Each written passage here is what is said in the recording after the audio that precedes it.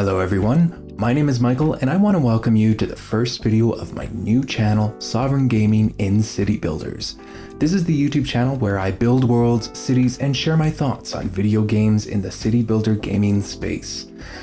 As you may tell from the title of this series, I am super excited for the new Cities Skylines 2 video game releasing this month, and after watching some of the other city builders play the game earlier this month, and with watching all of the other previews released by Paradox, I decided to make the decision to pick up the Cities Skylines 2 Ultimate Bundle, which included the expansion pass. So, I decided to create a new channel exploring city builder games like Cities Skylines, since building cities in games is something that I enjoy, and I would love to connect with people who also enjoy playing city builder games like Cities Skylines. In fact, my very first city builder game was SimCity 2000, and that was certainly one of my favorite games growing up back in the day. And just for transparency, I also run another channel called Sovereign Gaming in Life Sims, which is another kind of video game that I enjoy, which is life simulation games such as The Sims. So if you are certainly free to check out that channel if that's your vibe as well. Anyways, what I love about city builder games is the macro management, not micromanagement, the macro management, and the storytelling that we are able to do on a much larger scale. Where we live does inform us of who we are because we all have a relationship with where we call home. This works on a micro scale, helping to tell your story of, living in an apartment or a house that you're living in, who you're living with, etc. And then eventually it really works its way up from the micro to the macro and to a larger scale, such as a town or a city you live in, and how that informs your personal story. Someone from New York City, for example, lives a different life from someone who lives in a small town in Iowa. And what I love about city builders and the Cities Skylines series in particular is that we can relate to the places we create in one way or another. You see, I never started a YouTube channel for the first Cities Skylines game because I was honestly a little self-conscious about my building skills and actually quite intimidated by all of the mods and making the perfect city and all of that. Well, today I am taking a chance and rolling the dice, and I'm really not afraid of being imperfect with the release of Cities Skylines 2 on the horizon, and I'm looking forward to creating those imperfect cities with you guys publicly, I guess. Might backfire on me, but oh well. Anyways, today I want to talk about gameplay features that I will miss in Cities Skylines 2 because there are some things that I will miss in the new upcoming game, Cities Skylines 2, that's releasing later this month. So let's get into it. Now, this first gameplay mechanic has been pointed out by many, but I will miss having the ability to build retaining walls. And before I harp on about the lack of retaining walls, I just wanted to mention that I think that Cities Skylines 2 is offering a lot of gameplay right out of the gate, and that I am super impressed with it. So I just want to give a quick disclaimer there. Cities Skylines 1 grew into something beautiful over the years, and I feel like there will still be a community that rallies around Cities Skylines 1, for years to come. There were a lot of DLC and expansion packs introduced in Cities Skylines 1 that are now making their gameplay debuts in Cities Skylines 2, such as the introduction of an extensive industrial gameplay, which was a DLC that I absolutely loved in Cities Skylines 1.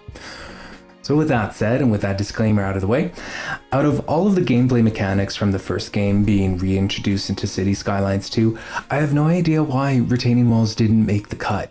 This was one missing gameplay mechanic that really gutted me because I struggle when it comes to designing worlds with different geography and topography and different changes in elevation, especially within an urban setting. Now, the retaining walls in Cities Skylines 1 was kind of my cheat code to making wonky terrain look at least passable.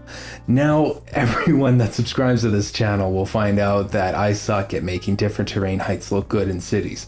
When it came to Cities Skylines 1, I ended up playing with a fair amount of mods, and I'm someone that doesn't really believe in modding the hell out of my game, if I'm going to be quite honest with you guys. I try to be a little conservative with that, just like to save space on the computer and whatnot. Even though I do have a good computer, I still just want to be modest with the amount of mods that I have in my game. Anyways, that was, I got a little distracted there. But one of the mods that I definitely downloaded in Cities Skylines was the ability to build retaining walls without needing it to border a water body of some sort.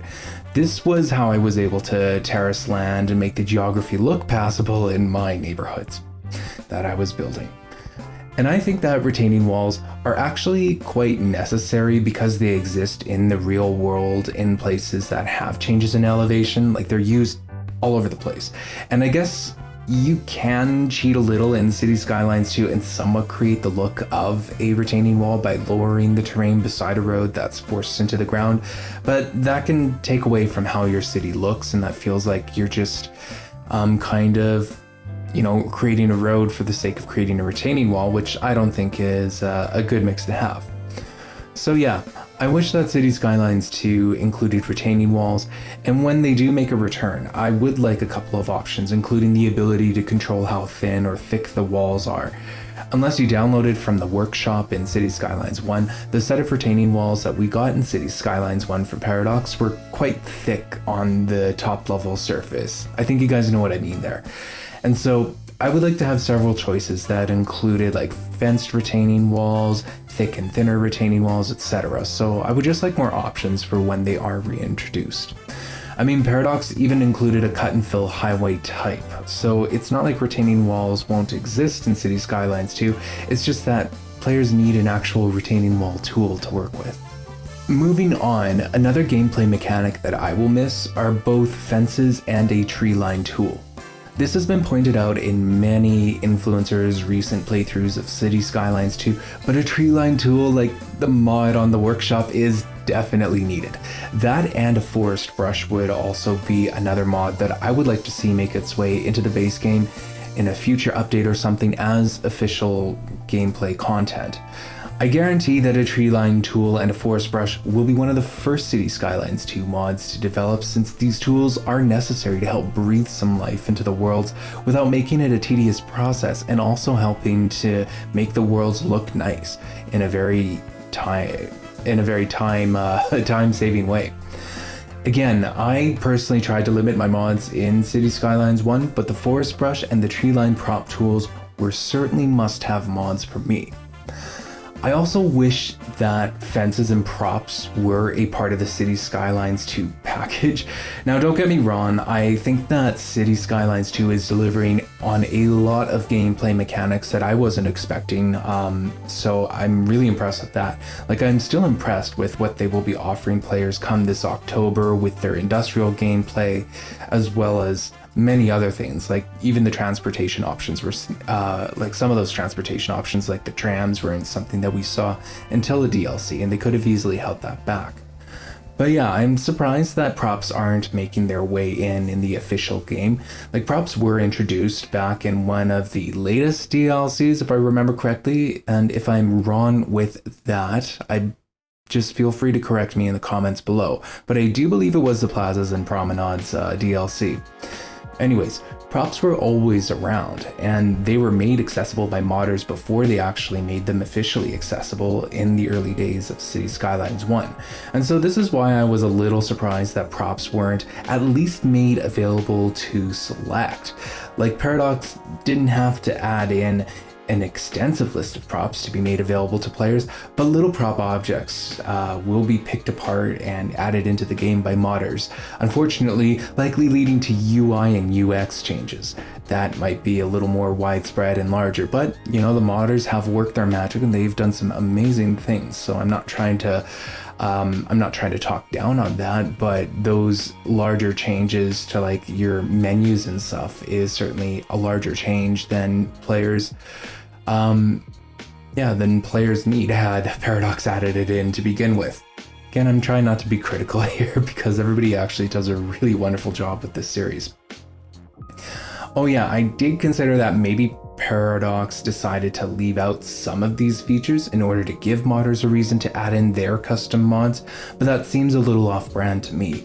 And I also think that Paradox would take into consideration how future updates will affect mods going forward, since the game updates with Cities Skylines 1 has always had some sort of custom mod drama attached to it after a fresh update. I mean, Paradox even collaborated with modders to make the updates as smooth as possible. So to me, this shows that there is an awareness that future updates are problematic for players that use mods. Another gameplay mechanic, or I guess object, that I will miss is something that was exposed in one of the latest dev playthroughs, and that is the omission of elevated metro stations. This one made no sense to me. I mean, I'll give credit where it is due in that metros in Cities Skylines 1 were first introduced as purely underground railroads with many mods existing to elevate them and surface them. I digress. We can pretty much do everything with the metro system in Cities Skylines 2. We can have them run underground at ground level and also elevate them as well. And we can have a ground level metro station, but for some reason an elevated metro station is missing. Like, I don't mean to speak disrespectfully on Paradox, but are we seriously being trolled here? Do I really need to get into why we need an elevated metro station, or are we good on understanding its necessity? One little bit of criticism that I will share with you on Paradox and Cities Skylines is that sometimes Paradox does these things that seems so obvious to the players. Like, the lack of an elevated metro station is a clear example of this. Another would be the former lack of topographic contour lines, or in my opinion, the Sunset Harbor expansion pack existing in Cities Skylines as just being an expensive fix for the mass transit DLC.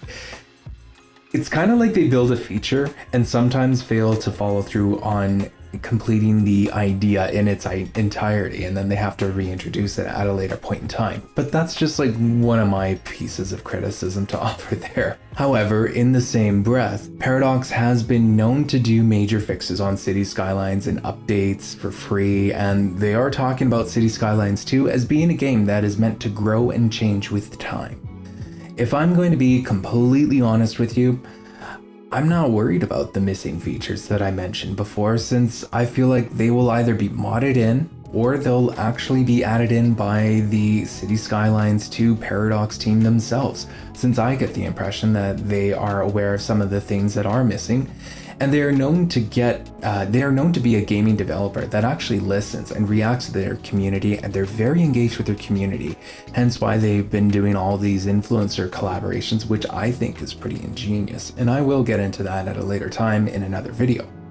So I'm not worried at all, and I'm actually very excited to finally play Cities Skylines 2 later this month at the end of October, and yes, I will indeed share how terrible I am at when it comes to terrain height differences in front of the whole world to see, I suppose. So you guys can certainly look forward to some playthroughs on my channel here with Cities Skylines 2. But I want to know what you have to think about the upcoming Cities Skylines 2 release later this October. What other features do you think are missing from the Cities Skylines 2 base game? Do you think that a tree line tool should have been added in the base game? And how are you planning to use an elevated metro track without any elevated metro stations? Or do you think it is all coming in a future update from Paradox? Feel free to comment below with your thoughts. I'd love to hear from you. And up until the release of Cities Skylines 2 later this month, I plan to share some more of my thoughts on the upcoming release before I start failing at my city designs in front of the whole world to see and for all of YouTube to laugh at. So I'm very much looking forward to playing the game with you guys on this channel as well. But for now, I'll just release some of these analysis videos just to talk with you and just to kind of share with what I'm thinking the experience will turn out to be. Anyways, if you enjoyed this video and would like to keep up with my content on Cities Skylines 2 and other city builder games, then feel free to consider liking this video and subscribing to my channel. I just want to thank you again for watching. Welcome to the new Sovereign Gaming and City Builders channel, and please have yourself a wonderful day.